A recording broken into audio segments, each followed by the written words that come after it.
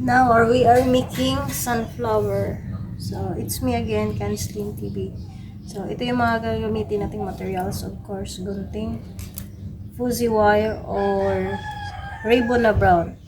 Pero ako mas gusto ko tong fuzzy wire. Syempre, carton, stick, and 2 different petals. Yan. Magagawa na lang po ako ng tutorial para sa pag-fold ng petals po. So, let's start from itong mahaba na petals muna yung ating umpisan. So, ganyan yung lagay.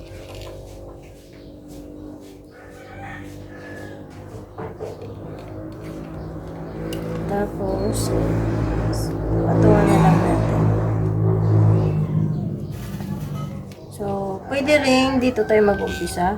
Depende sa kung saan tayo gamay. Ayan.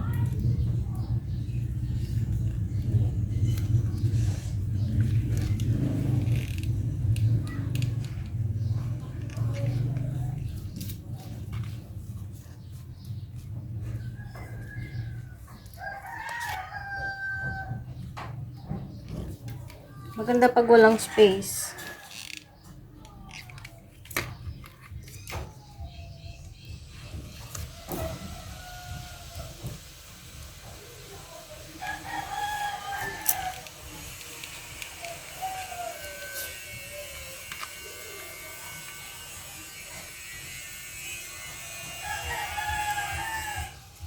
So, yung ganito mga na-open yung likod, ayusin lang natin.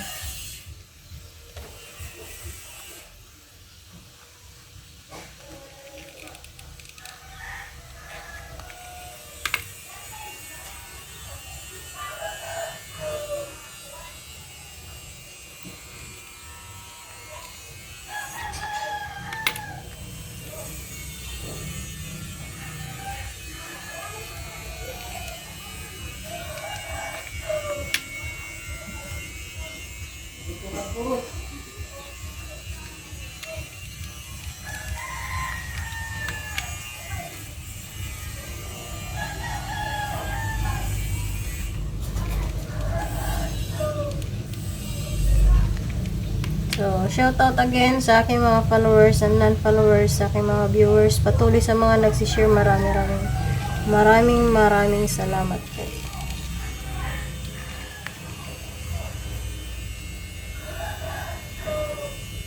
Ayan. So, isa na lang ano na natin. Malikom na natin yung buong bilog. So, next step natin ay ito naman na petals. So, ito naman yung gagamitin natin. Yung ito. So, dito naman tayo sa next layer.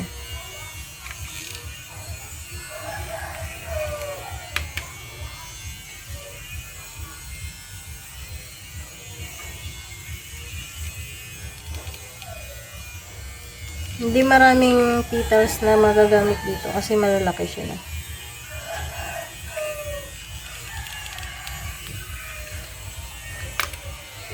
So, sa mga gusto magpa-shoutout, just comment below at isa-shoutout ko yun. And please subscribe din po sa aking YouTube channel, Kanslin TV din. So, itong gamit ko ay may personal account. Pero may sarili po akong page. Ang buhay ni Kanslin. Yun yung po yung page ko.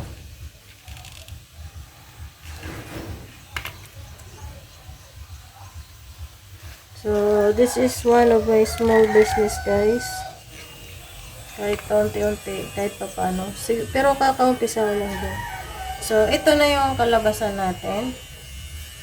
Ito na siya. So, gagamit tayo ng fuzzy wire.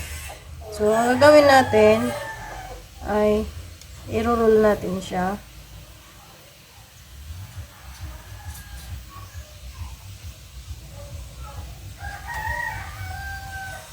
Di mo kailangan idiin ng masyado para hindi magastos. So, isusukat natin kung magkasya na ba. Saka natin puputulin. Ayan. So, putol tayo dito. Madali lang ito, guntingin. So, adjust lang natin. Ayusin lang natin, guys. Para paglagay natin dito, ay hindi natin masyadong makita yung karton.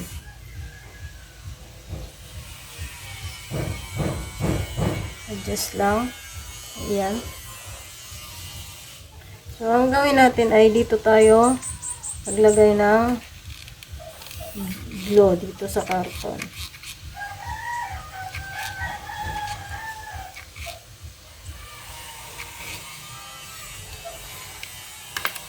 Maraming way ng pagtupi ng petals, pero ito yung way ko.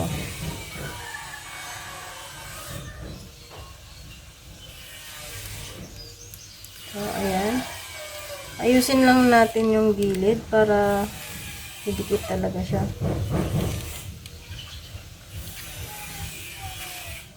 Kasi pag hindi natin to naayos, nababaklas to eh.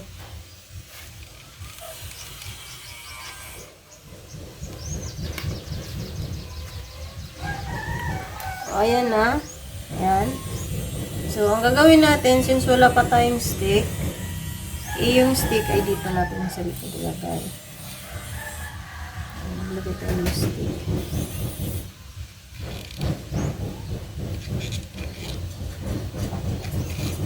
Ayan guys, thank you so much for watching. And please comment or ouch, na-stop. Or share my vlogs guys. And sa mga gusto magpa-shoutout, just comment guys.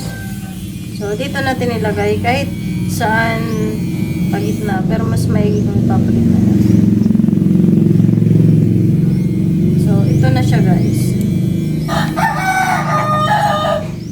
Ayan.